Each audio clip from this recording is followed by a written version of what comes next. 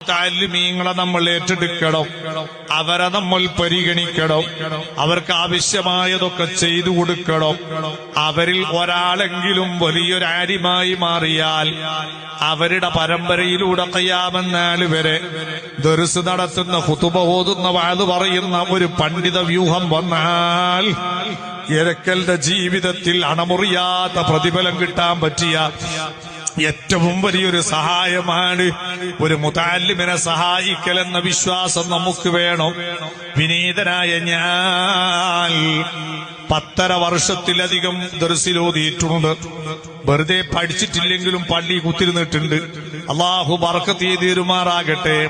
ഞാൻ ആ വർഷം മുഴുവനും 3 നേരം ഭക്ഷണം കഴിച്ചത് ഒരൊറ്റ വീട്ടിലാണ്.